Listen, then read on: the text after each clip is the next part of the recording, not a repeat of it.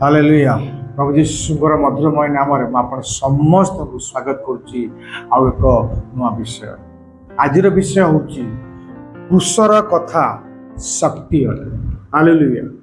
କୃଷର କଥା ଶକ୍ତି ଅଟେ। ଆଜି ଦୁନିଆର ପ୍ରାୟ ଲୋକମାନେ ଭାବନ୍ତି ଯେ କୃଷର କଥା ମୂର୍ଖତା ଅଟେ, କୃଷର କଥା ଲଜ୍ଜାକର ଅଟେ ବା କୃଷର କଥା ଦୁର୍ବଳ ବିଷୟ, କିନ୍ତୁ ପ୍ରକୃତରେ କୃଷର କଥା ଶକ୍ତି ଅଟେ। ହାଲେଲୁୟା। କେମିତି ଶକ୍ତି ଅଟେ? କାରଣ এই ଜଗତର ଅଧିପତି ଶୈତାନ ଅଟେ। ଏ ଜଗତର ଅଧିପତି ଦୁଷ୍ଟାତ୍ମା ମାନେ ଅଟନ୍ତି ଆଉ ସେମାନେ ଜଗତକୁ ନିଜ ବଶରେ କରିକି ଚଲାନ୍ତି, ଯାହା ପାରି ତାହା କରନ୍ତି ଆଉ ଜଗତକୁ ବିନଷ୍ଟ ପଥ ଆଡ଼େ ନେଇକି ଯାଆନ୍ତି। ଆଉ ସେମାନେ କାହାକୁ ଡରନ୍ତିନି, ସେମାନେ କାହା ଆଗରେ ମୁଣ୍ଡକୁ ନୁଆନ୍ତି ନାହିଁ।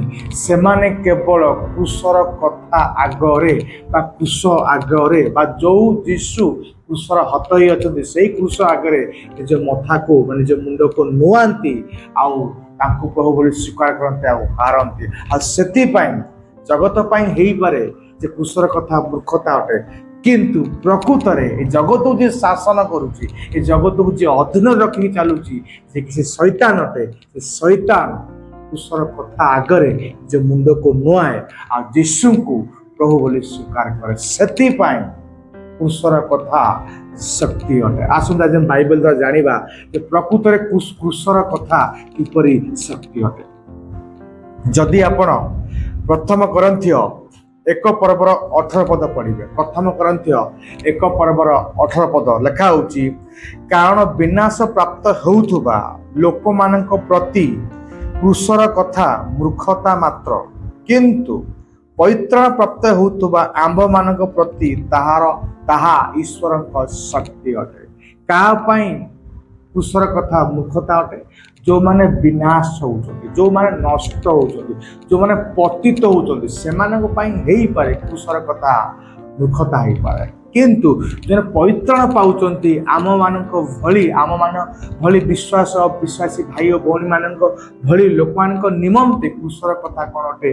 ନା ଈଶ୍ୱରଙ୍କର ଶକ୍ତି ଅଟେ। କାହିଁକି ନା କୃଷର କଥା ସେ ଭାଇ ଓ ଭଉଣୀମାନଙ୍କୁ ବିଶ୍ୱାସିନୀ ଭାଇ ଓ ଭଉଣୀମାନଙ୍କୁ ପରିତ୍ରାଣ ଦଉଛି, ଉଦ୍ଧାର ଦଉଛି। ହାଲେଲୁୟା। ରକ୍ଷା କରୁଛି କୋଉଠୁ? ପାପରୁ, ଅଧର୍ମରୁ, ଅଶାନ୍ତିରୁ, କଷ୍ଟରୁ, ତାଡ଼ନାରୁ, ଅଭିଶାପରୁ, ହାଲେଲୁୟା, ଶୈତାନ ପ୍ରତ୍ୟେକ ଚାତୁର୍ୟତାରୁ ଆଇ କୃଷର କଥା କ'ଣ କରୁଛି? ନା ରକ୍ଷା କରୁଛି। କାହିଁକି ନା କୃଷର କଥା ଈଶ୍ୱରଙ୍କର ଶକ୍ତି ଅଟେ। କୃଷର କଥା କ'ଣ ଟିକେ ଆମେ ଜାଣିବା। ଯଦି ଆପଣ ଯେଶାୟା 53 ପର୍ବର 5 ପଦ ପଢିବେ, ଲେଖାଯାଉଛି, ସେ ଆମ୍ଭମାନଙ୍କ ଅଧର୍ମ ନିମନ୍ତେ କ୍ଷତ ବିକ୍ଷତ ହେଲେ। ଏଠି ବର୍ତ୍ତମାନ ଆମେ କୃଷର କଥା ପ୍ରକୃତରେ କ'ଣ ସେଇ ବିଷୟରେ ଆମେ ଜାଣୁଛେ। ଯେଶାୟା 53 ପର୍ବର 5 ପଦ ଲେଖା ହେଉଛି, ସେ ଆମ୍ଭମାନଙ୍କ ଅଧର୍ମ ନିମନ୍ତେ କ୍ଷତ ବିକ୍ଷତ ହେଲେ। କିଏ? ପ୍ରଭୁ ଯୀଶୁ। 2000 ବର୍ଷ ପୂର୍ବେ ସେ କ'ଣ ହେଲେ? ଆମଙ୍କ ଅଧର୍ମ ନିମନ୍ତେ କ୍ଷତ ବିକ୍ଷତ ହେଲେ। ଅର୍ଥ ତାଙ୍କ ଶରୀରକୁ କଣା କରିଦିଆଗଲା, ଯେପରି ରକ୍ତ ବାହାରିବ, ଯେପରି ସେ କ୍ଷତ ବିକ୍ଷତ ହେବେ ଆଉ ଯାହା ସକାଶେ ଆମମାନଙ୍କ ଅଧର୍ମ କ୍ଷମା ହେବ। ଅଧର୍ମ କ'ଣ? ଅଧର୍ମ ହେଉଛି ଯାହା ପରମେଶ୍ୱରଙ୍କର ବିରୁଦ୍ଧରେ କରିଥାଉ। ଅର୍ଥ ପରମେଶ୍ୱରଙ୍କୁ ପରମେଶ୍ୱର ନ ଭାବି, ଈଶ୍ୱରଙ୍କୁ ଈଶ୍ୱର ଭାବରେ ନ ଗ୍ରହଣ କରିକି ଯଦି ଈଶ୍ୱରଙ୍କ ଜାଗାରେ ବା ପରମେଶ୍ୱରଙ୍କ ଜାଗାରେ ଆଉ କାହାକୁ ଈଶ୍ୱର ଆଉ ପରମେଶ୍ୱର ଭାବରେ ରଖୁଛେ ଆଉ ତାକୁ ଈଶ୍ୱର ପରମେଶ୍ୱର ବୋଲି ଭାବୁଛେ, ତାହେଲେ ଏଇଟା ହିଁ ଅଧର୍ମ ଅଟେ। ଆଉ ଏଇ ଅଧର୍ମ ସବୁଠାରୁ ବଡ଼ ବିଷୟ ଅଟେ, ବଡ଼ ବିରୋଧ ବିଷୟ ଅଟେ ପରମେଶ୍ୱର ବିରୁଦ୍ଧରେ ଯାହା। ଆଉ ସେଥିପାଇଁ ଏହାକୁ କ୍ଷମା କରିବା ପାଇଁ ପ୍ରଭୁ ଶ୍ରୀ କ'ଣ ହେଲେ ନା ନିଜ ଶରୀରକୁ କ୍ଷତ ବିକ୍ଷତ କରିବାକୁ ଦେଲେ, ଯେ ତା କ୍ଷତ ବିକ୍ଷତ ରକ୍ତ ବାହାରିବା ଦ୍ୱାରା ଆମମାନଙ୍କ ଅଧର୍ମ କ୍ଷମା ହେବ। ତାପରେ ଲେଖା ହେଉଛି, ଓ ଆମ୍ଭମାନଙ୍କର ଅପରାଧ ନିମନ୍ତେ ସେ ଚୂର୍ଣ୍ଣ ହେଲେ। ହାଲେଲୁୟା। ଅଧର୍ମ ନିମନ୍ତେ ତ କ୍ଷତ ବିକ୍ଷତ ହେଲେ, କିଛି କିଛି ଜାଗା ତାଙ୍କ କଣା ହେଲା, କିନ୍ତୁ ଅପରାଧ ବା ପାପ ନିମନ୍ତେ କ'ଣ ହେଲା? ନା ଚୂର୍ଣ୍ଣ ହେଲା। ଅର୍ଥ ମୁଣ୍ଡରୁ ନେଇକି ଗୋଡ଼ ପର୍ଯ୍ୟନ୍ତ ସବୁ ଆଡ଼େ ତାଙ୍କୁ କଣା କରିଦିଆଗଲା, ଯେ ରକ୍ତର ଧାରା ବାହାରିବ, ଆମମାନଙ୍କୁ ପାପ ଆଉ ଅପରାଧ କ୍ଷମା ହେବ। ପାପ କ'ଣ? ଅପରାଧ କ'ଣ? ଯେ ଆମେ ମନୁଷ୍ୟ ବିରୁଦ୍ଧରେ କରିଥାଉ ତାହା ପାପ ଆଉ ଅପରାଧ। ମନରେ ପ୍ରଶ୍ନ ହେଉଛି, ଅଧର୍ମ ପାଇଁ, ଅପରାଧ ପାଇଁ କାହିଁ ପ୍ରଭୁ ଯୀଶୁ କ୍ଷତ ବିକ୍ଷତ ହେଲେ, କାହିଁ ଚୂର୍ଣ୍ଣ ହେଲେ? କାରଣ ପାପ ଆଉ ଅଧର୍ମ ଏଇଭଳି ଏକ ଜିନିଷ ଯେ କି ଈଶ୍ୱରଙ୍କ ଠାରୁ ଆମକୁ ଅଲଗା କରିକି ରଖେ। जदि जी आमको सृष्टि करती जी प्रकृत ईश्वर ताहां ठारू मानव समाज अलग होकर रहा आशीर्वाद ता जीवन में सी केवल दुखर दुर्दशा मुक्त हम सी केवल ताड़न मुक्त हम किपर अभिशाप मुक्त हम किपर रोग मुक्त हम हो पार ना से ईश्वर कौन कले एकमात्र पुत्र को पटेले से पुत्र आसिक आम अधर्म पाप निमंते क्रूसरे मरबे आ जो मैंने विश्वास करे से पाप धर्म क्षमा हम और से पुनर्बार परम पिता परमेश्वर सहित संपर्क रहा परम पिता परमेश्वर दया करेंगे और शेष स्वर्ग बा अनंत जीवन देवे। तापर लिखा जाउची शांतिजनक शास्ति ताहांको ऊपर बर्तला अर्थ जेपरि आमे शांति पाई पारे अशांति मुक्त हो पारिबा विभिन्न प्रकार चिंतारू मुक्त हो पारिबा सेति से कौन कले आम निमंते शास्ति बा ताड़ना पाइले। हालेलुया। ताको मुखर छेप पकागला विधा चापड़ा मरागला उल्लग्न करके टंगाई दिगला यह ही निमंते ताड़ना बा शास्ति जहाँ सकाशे आम मैंने शांति पाई पारू। तापर लिखा हो ताहांको प्रहार रे आम मैंने सुस्थ हलो। हालेलुया। 39 प्रहार को ग्रहण कले सहिले जेपरी प्रहार द्वारा आम मैंने कौन हम ना सुस्थ हम। हालेलुया। यह ही अटे क्रूसर कथा। ये क्रूसर कथा जदि आम शुणुचे क्या शुणाऊे डेली शुणुचे ताले क्रूसर कथा ईश्वर शक्ति अटे। हालेलुया। ये क्रूसर कथार ही शक्ति अच्छी आप अधर्म मुक्त हे पापर मुक्त हे। हालेलुया। आप जीवन में अशांति आसब ना रोग आसब ना कहीं क्रूसर कथा आप शुणुंट क्रूसर कथा ईश्वर शक्ति अटे। आ ईश्वर शक्ति जो जगार रही जगार कौन प्रकार मिछुआ शक्ति जगह रही पार नहीं। तो लिखा हूँ कौन ना क्रूसर कथा विनाश होता लोक निमंते मूर्खता हो पाए कि परित्राण पाउथवा लोक निमंते अर्थ विश्वासी मान निमंते परित्राण विषय अटे।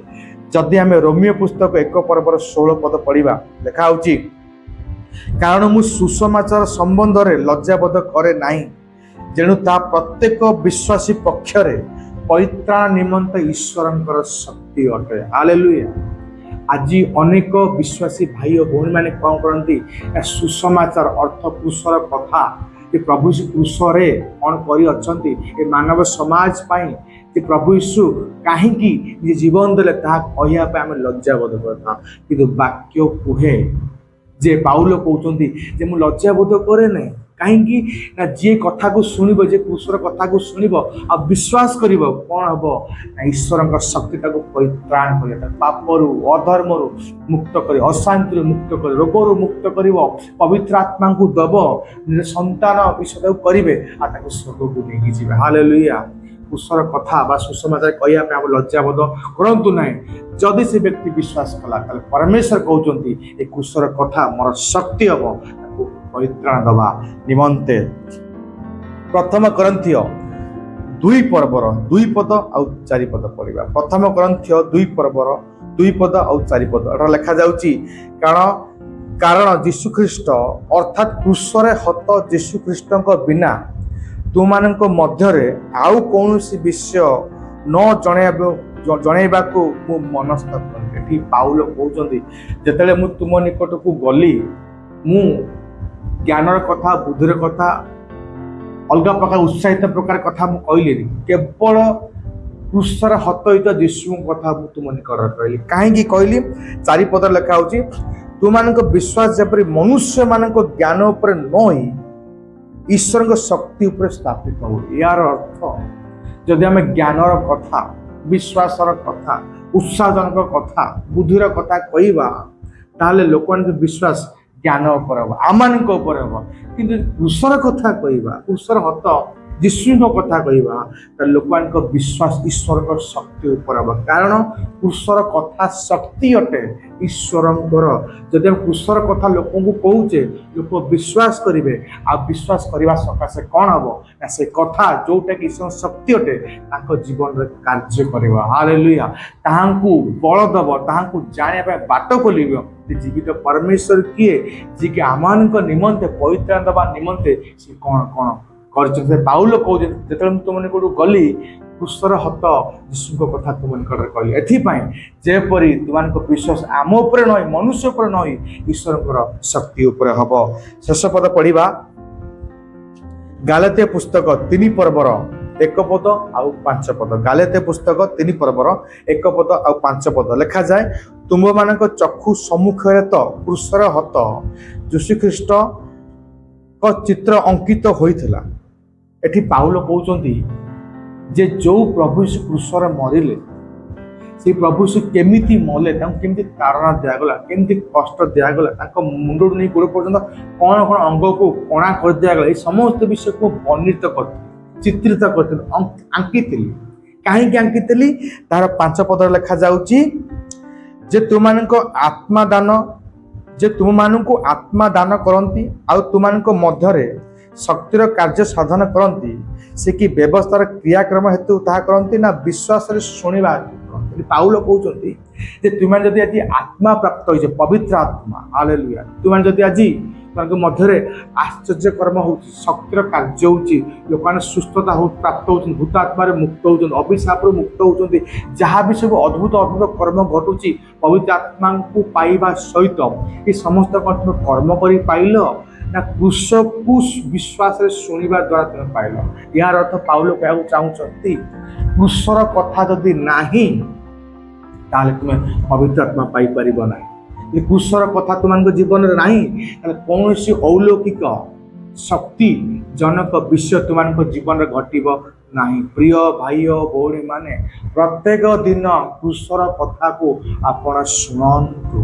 ପ୍ରଭୁ ଯେମିତି କେମିତି କୃଷରେ ମଲେ, କ'ଣ ପାଇଁ ମଲେ, କେମିତି ମଲେ, ତାକୁ ଶୁଣନ୍ତୁ। କୃଷର କଥାରେ ହିଁ ଶକ୍ତି ଅଛି। ଆଜି ପ୍ରାୟ ପ୍ରଚାରକ ମାନେ କୃଷର କଥାକୁ ବର୍ଣ୍ଣନା କରୁନାହାନ୍ତି, ସେମାନେ କେବଳ ବିଶ୍ୱାସର କଥା କହୁଛନ୍ତି। 5ଟି ରୁଟି 2ଟି ମାଛ, ପ୍ରଭୁ ଯୀଶୁ କେମିତି ଝଡ଼କୁ ଅଟକାଇଲେ, ପ୍ରଭୁ ଯୀଶୁ କେମିତି ପ୍ରଖ୍ୟାତ ରୋଗୀକୁ ସୁସ୍ଥ କଲେ, କେମିତି 5,000 ଲୋକକୁ ଖୁଆଇଲେ, କେବଳ ଏଇ କଥା କହିବେ। କୃଷର ହତ ଯୀଶୁଙ୍କ କଥା କୁହନ୍ତି ନାହିଁ, କାରଣ ବାଇବେଲ କୁହେ କୌଣସି କଥାରେ ଶକ୍ତି ନାହିଁ, କୌଣସି ବାକ୍ୟରେ ଶକ୍ତି ନାହିଁ। ଶକ୍ତି ଅଛି କେବଳ କୃଷର କଥାରେ ଶକ୍ତି ଅଛି। ଆଉ ଯଦି ସେଇ କଥାକୁ ଆମେ ପ୍ରତ୍ୟେକ ଦିନ ଶୁଣୁଛେ, ସେଇ କଥା ବି ଆମ ମୁଣ୍ଡ ମସ୍ତିଷ୍କରେ ଜୀବିତ ହେଇକି ଅଛି, ତାହେଲେ ଆପଣ ବିଶ୍ୱାସ କରନ୍ତୁ ପ୍ରଭୁଙ୍କ ଶକ୍ତି ଆପଣଙ୍କ ଉପରେ ସଦା ସର୍ବଦା ରହିବ ଆଉ ଆପଣଙ୍କୁ ସେ ପରିତ୍ରାଣ ଉପରେ ପରିତ୍ରାଣ, ଦୟା ଉପରେ ଦୟା, ଅନୁଗ୍ରହ ଉପରେ ଅନୁଗ୍ରହ କରିଚାଲିବ। ହାଲେଲୁୟା। ପ୍ରଭୁ ଯୀଶୁଙ୍କର ମହିମା ଆଉ ଗୌରବ। ଆସନ୍ତୁ ପ୍ରାର୍ଥନା କରେ। ପ୍ରଭୁ ଯୀଶୁ, ମୁଁ ଧନ୍ୟବାଦ ଦିଏ ଯେ ତୁମେ ଯୋଉ କ୍ରୁଶରେ ହତ ହେଲ ତାହା ମୋ ନିମନ୍ତେ ସତ୍ୟ। ଆଉ ପ୍ରଭୁ ମୋତେ ବଳ ଦିଅ ଏ କ୍ରୁଶର କଥାକୁ ମଲା ପର୍ଯ୍ୟନ୍ତ ନିଜର କରିବା ପାଇଁ।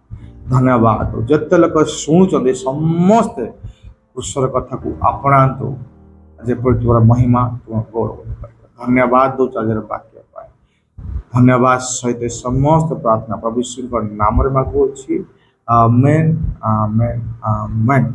ପ୍ରଭୁ ଯୀଶୁ ଆପଣ ସମସ୍ତଙ୍କୁ ଆଶୀର୍ବାଦ କରନ୍ତୁ। ଧନ୍ୟବାଦ।